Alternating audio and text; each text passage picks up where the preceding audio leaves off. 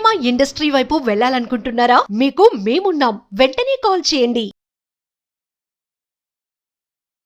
Hi viewers, India's largest digital media network Suman టీవీకి స్వాగతం. ప్రస్తుతం మనతో ఉన్నారు motivational speaker and language trainer Vijaya Bangaru. అమ్మ, అంటే మామూలుగా ఇంట్లో ఒక దీపం పోయింది అంటే, ఆడది పోయింది అంటే కన్నా భార్య పోయింది అంటే ఖచ్చితంగా ఎంత వయసులో ఉన్నా సరే భర్తకు తోడు, మగాడికి ఒక తోడు కావాలని ఆడదానికి తెచ్చి అప్పుడు పెళ్లి చేస్తారు. అవును, అదే చేతులు కాల్చుకుంటున్నాడు, కాళ్ళు కాల్చుకుంటున్నాడు, ఇంకోటి అంటే ఆయన మీద ఉన్న సింపతి మామూలుగా ఉండదు. అదే చిన్న వయసులో ఒక హస్బెండ్ చనిపోతానో లేకపోతే డివోర్స్ అయితేనో రెండో పెళ్లి అంటే అమ్మ అమ్మ అంటే ఇంకా దాన్ని ఒక అంటే ఇప్పటి కాలంలో అందరు చూస్తారు అని నేను అనటంలే, కొంతమంది అర్థం చేసుకుంటారు, అర్థం చేసుకొని వాళ్ళు చాలా మంది ఉన్నారు. రెండవ పెళ్లిని అవసరమా, రెండవ పెళ్లి అవసరమా, పిల్లలు ఉన్నారు అని ఇన్ని ఆలోచించినప్పుడు నువ్వు మగాడి గురించి అప్పుడు మగాడికి చేసేటప్పుడు మాత్రం ఇన్ని ఆలోచనలు రావు కదా. అంటే మగవాళ్ళు ఎప్పుడు సేఫ్ జోన్ లో ఉండాలి, ఆడవాళ్ళు మాత్రం ఎప్పుడు నరకం అనుభవించాలి. ఆడది రెండో పెళ్లి చేసుకోవడం పెద్ద తప్పు. ఇంకా అంటే సమాజాన్ని భ్రష్టు పట్టించింది అన్నట్లే మాట్లాడతారు. ఏంటమ్మా ఇది ఎంతవరకు కరెక్ట్? వాళ్ళ మగవాళ్ళకి ఒకటి, ఆడవాళ్ళకి ఒకట. ఇప్పుడు ఈ టాపిక్ తెస్తున్నందుకు మనల్ని కూడా అంటారు. అది కూడా చెప్తాను, అది ఎట్లాగా ఉంటాయి. So we are ready for that, we have no problem. కాకపోతే ఏంటంటానండి, మీరు అన్నట్టుగా ఆడవాళ్ళు గాని మగవాళ్ళు కానీ రెండవ పెళ్లి చేసుకుంటే మీకు నాకు సమాజానికి వచ్చే నష్టం ఏంటో చెప్పండి. అది రైట్, ఏం నష్టం లేదు. అది ఇండివిజువల్ చాయిస్ అండి. ఎందుకు పెళ్లి చేసుకుంటున్నారో, ఎందుకు వదిలేశారో, లేకపోతే ఎందుకు చేసుకోకుండా ఉన్నారో అనేది మనకు సంబంధించిన విషయమే కాదు కదా. మనకు అవసరం లేదు, అది ఇండివిజువల్ డెసిషన్. ఇండివిజువల్ గా వాళ్ళకి ఏం ప్రాబ్లమ్స్ వచ్చి వాళ్ళు పెళ్లి చేసుకున్నారో అనేది అది వాళ్ళ చాయిస్, మన చాయిస్ కాదు. కాబట్టి దాని గురించి మీకు కానీ నాకు కానీ ఎవరికి కానీ కమెంట్ చేసే హక్కు అనేది ఎవరు లేదనేది, ఎవరికి లేదండి నా పర్సనల్ ఒపీనియన్. కరెక్ట్.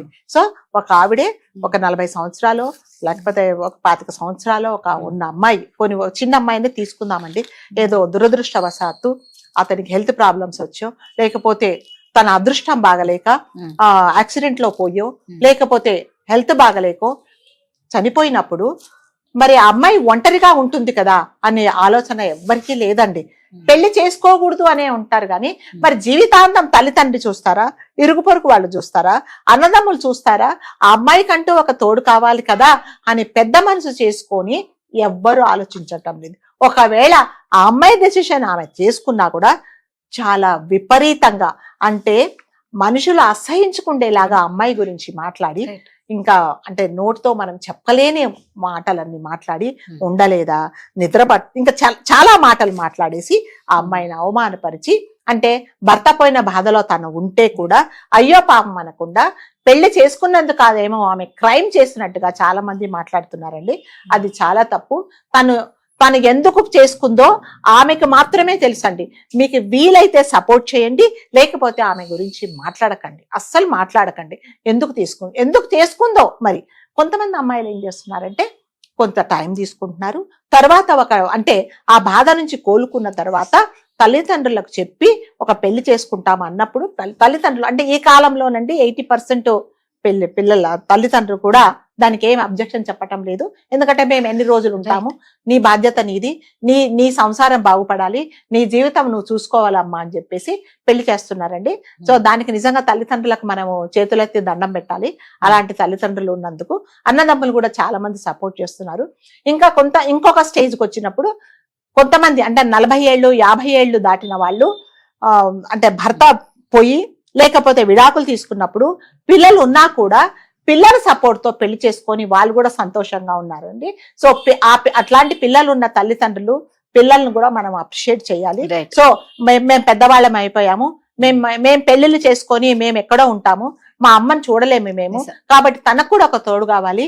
ఇన్ని రోజులు మా కోసం తన లైఫ్ అంతా సాక్రిఫైస్ చేసింది, తను కూడా హ్యాపీగా ఉండాలని చాలా మంది అమ్మాయిలు కానీ అబ్బాయిలు కానీ పిల్లలు పెద్ద మనసు చేసుకొని తన తల్లికి ఒక సంసారం అనేది ఏర్పరుస్తున్నారు. అంటే ఆ పిల్లల్ని కూడా నిజంగా మనము చాలా మంచి పిల్లలంటే పెద్ద మనసుతో వాళ్ళు ఆలోచిస్తున్నారు.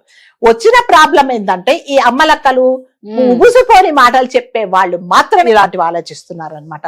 సో దాని వల్ల సెకండ్ మ్యారేజ్ చేసుకోవడం అనేది అస్సలు ఏం క్రైమ్ కాదండి. వాళ్ళ పరిస్థితులకు అనుకూలంగా వాళ్ళు చేసుకుంటే తప్పే లేదు.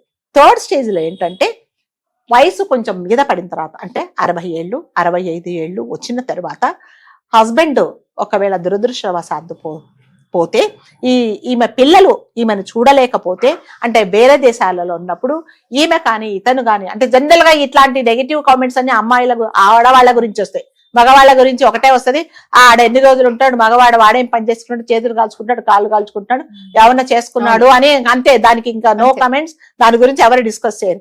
వచ్చిన చిక్కల్లా ఆడవాళ్ళు అనే ఆడ జాతి అనేది ఏ రకంగా కూడా సుఖంగా ఉండకూడదు అనే ఉద్దేశంతో కొంతమంది, అందరు అనట్లేదండి, కొంతమంది మాత్రము చాలా విపరీతంగా కామెంట్ చేస్తారు.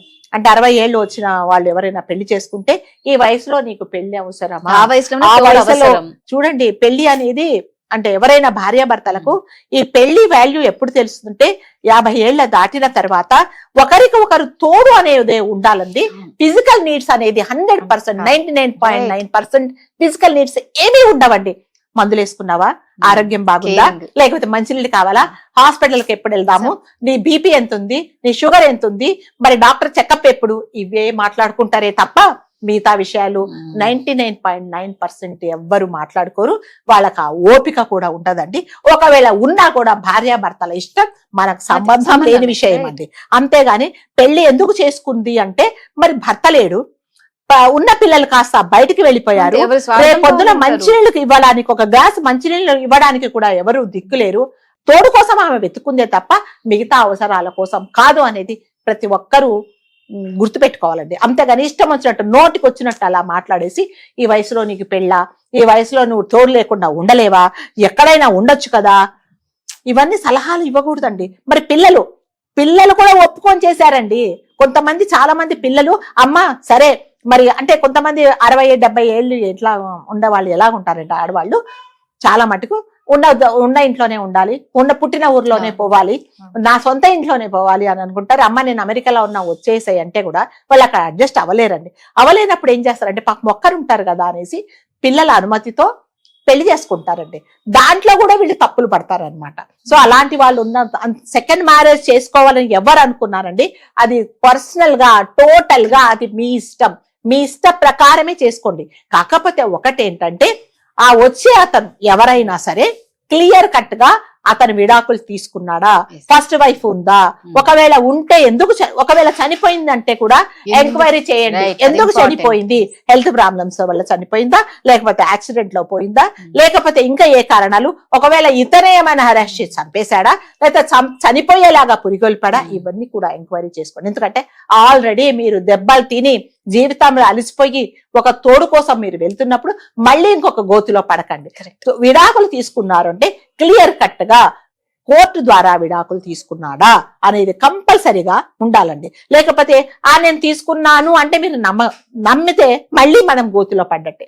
అందుకని ఇవన్నీ ఆలోచించుకోండి. ఇంకొకటి ఏంటంటే ఆస్తిపాస్తుల విషయంలో ఆమె పిల్లలు ఇతడి పిల్లలు ముందే సెటిల్మెంట్ చేసుకోండి. నా ఆస్తి నాకే, నా పిల్లలకే, నీ ఆస్తి నీకే, నీ పిల్లలకే, నీకు నేను, నాకు నువ్వు అనే 2 కాన్సెప్ట్ తోనే ఉండండి. నీ ఆస్తి నాకు అవసరం లేదు, నా ఆస్తి నీకు అవసరం. నిజంగా ఆమె పిల్లలు ఇతడి పిల్లలు పెద్ద మనసుతో అందరూ కలిసి ఉంటే వెల్ అండ్ గుడ్, చాలా సంతోషం. అందరు కలిసి ఒక రూఫ్ కింద ఉంటాము, ఏ పండగలకో పబ్బాలకో మనం అందరం కలుసుకుందాము అని అనుకుంటే చాలా సంతోషం అండి. అలాంటిది లేనప్పుడు ఎవరంతకు వాళ్ళు ఉండి ఆయన బతికిన రోజులు ఈమె బతికిన రోజులు ఆమె ఒకరికొకరు తోడుగా ఉండడంలో తప్పే లేదండి. పెళ్లి చేసుకోవడం అనేది మళ్ళీ చెప్తున్నా, ఈ ఫిజికల్ నీడ్స్ అనేది ఏమీ ఉండవండి. ఒకరికొకరు తోడు, నేను నీకున్నాను నీవు నాకున్నావు అనే తృప్తి చాలా బాగా ఉంటుందండి. సో ఈ పెళ్లి అనేది చేసుకున్న తర్వాత 50 సంవత్సరాల తర్వాతనే భర్తతో భార్యతో భర్తకు చాలా అవసరాలు ఉంటాయి. సో దురదృష్టవశాత్తు ఆమె బాగలేకపోతే భార్య బాగలేకపోతే భర్తే చేస్తాడండి. భర్తకు బాగలేకపోతే భార్య చేస్తుంది, ఎవ్వరు చేయరండి.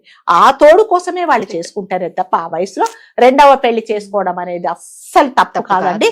సో మీకు వీలైతే చాలా మంచి పని చేశారని మాట్లాడండి, లేకపోతే వాళ్ళని చూస్తే మీకు పాపం అనుకుంటే వాళ్ళ చుట్టూ ఉండకుండా దూరం వెళ్ళిపోతుంది. అంతే రైట్. ఏదైనా మన గురించి మన పెయిన్ మనకే తెలుస్తుంది, ఎవరి పెయిన్ వాళ్ళకే తెలుస్తుంది, అనుభవించే వాళ్ళకే తెలుస్తుంది. చూసే వాళ్ళు ఏమన్నా అనే వాళ్ళు ఏ హెల్ప్ చెయ్యరు. కాబట్టి అలాంటి వాళ్ళ మాటలు లెక్కలోకి తీసుకొని ఎవరన్నా వచ్చి హెల్ప్ చేస్తారా, అప్పుడు ఏదన్నా వాళ్ళకి అర్హత ఉంటుంది.